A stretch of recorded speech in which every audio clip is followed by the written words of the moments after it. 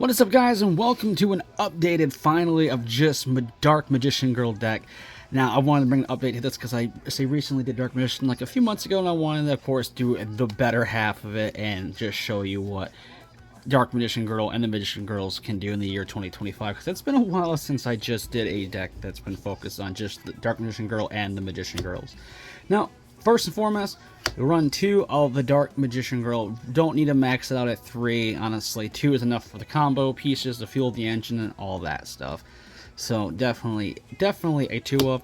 The other 2 of you run is 2 of the actual Dark Magician to help facilitate the engine itself, fuel it more, you know, the spell and trap cards that add it. I also did run a 1/1 DMOC as well. Being able just to get this out is just so cool, and yeah, it's awesome. DMOX is an awesome throwback.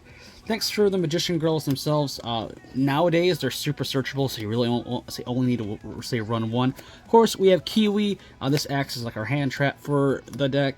Chocolate, arguably probably the best one, being able to discard spellcaster, then draw 1 card. Being able to is pretty good. So say cycles your hand, sets up graveyard and stuff like that.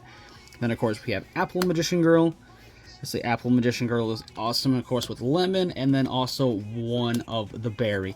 Berry, I would say, is the only one you could bump up to maybe more if you want, but honestly, you really don't need to. Next, on to, so we have the 1 Tamias, the Asthenia Dragon. It's just a poly on legs, so definitely have to run it, and it just gets our fusion plays off. 1 of the Palladium Oracle Mana. Oracle Mahad is great and all, but like I said, I wanted to focus more on the Magician Girl aspect of the deck, and she definitely adds that engine and so much. Then, of course, we have the 1 Apprentice Illusion Magician as well. Card is just great, honestly, in my opinion. Next, we have, of course, the 2 Illusions of Chaos. This is a standard in any Magician-type build. Illusion of Chaos brings so much to the table to just Dark Magician and Dark Magician Girl decks in general. So, then, of course, we have the 2 Preparation of Rites to search it off.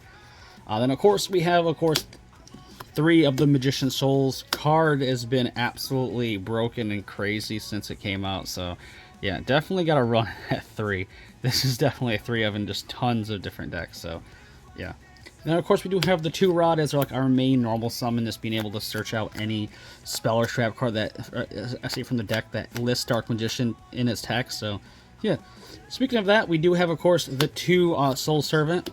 The 1 Circle, if you don't want to, run the Circle, you can easily just have 3 of the Servant, or just bump Servant up to 3. It all depends on your preference of it, but 2 Servant, 1 Circle, I think is just really good.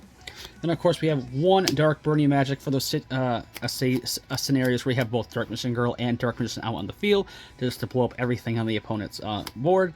Then, of course, Dark Burning Attack, which is a Dark Magician Girl exclusive card. If she's out, then you can, blow up all your opponent's monsters, which is actually pretty dope, because it's non-targeting destruction, so that's pretty neat. And, of course, we do have 1 Bond of Teacher and Student. Crazy card, able to tune her out. Dark Magician Girl, right from the deck is good. Magician Salvation, a crazy card. Honestly, I really like it. Basically, being able to set Eternal Soul right from the deck is just nuts. Next, for fusions, 2 Magical Eyes. Being able to fusion from the graveyard is pretty nuts. I did think about running Quintet Magician in this build, but honestly the extra deck was so tight because I wanted to run some Exceed options, but it helps with a lot of the other builds we have. 1 Generic Poly.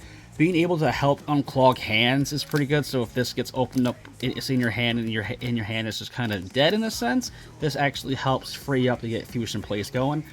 1 Eye of Tamias for, you know, the Dark Magician Knight cards and all that fun stuff.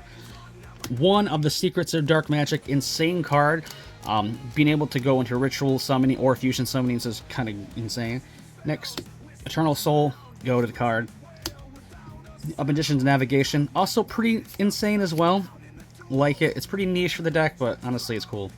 Next, for the last 2 spots, 1 Foolish Sparrow to send some stuff. And, of course, we have, the Monster Reborn, because, you know, it's just fitting for the deck. That's it for the main. On to the extra. We're going to go through a couple of generic stuff first. IP and SP, honestly, these 2 cards are nuts. Being able to, basically, are the 2 most broken generic Link 2s out there. Yeah, it's nuts. Being able to IP into SP on your opponent's turn is pretty broken.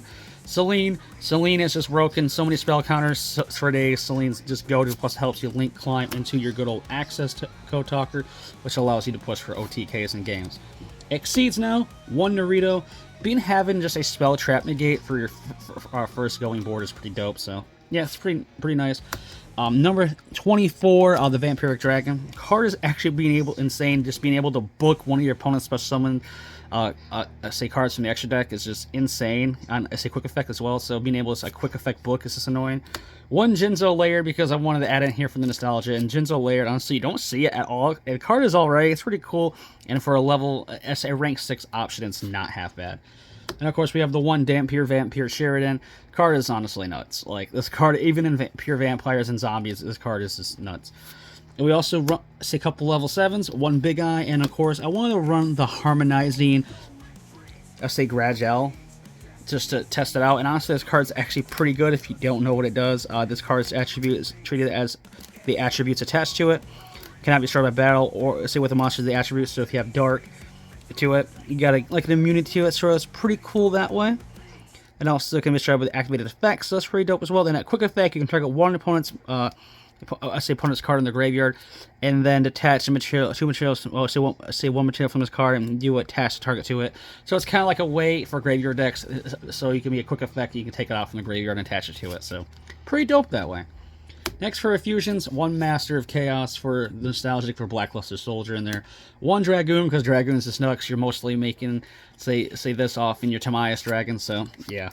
1 of the Dark Magicians, because it's just great. And then, of course, we do have 1 Dark Magician, the Dragon Knight. And then, of course, we do have 1 Dark Magician Girl, the Dragon Knight. Having both these is just awesome. And, of course, the artwork for this is just insane. I prefer the original artwork, by the way. So, I mean, all artwork is cool, but the original is so much better, in my opinion. But yeah, that's it for the profile. So I hope you guys enjoyed the video. If you guys did, leave a like, comment, and subscribe. And I'll see you guys in the next one. Stay safe and stay healthy. Peace.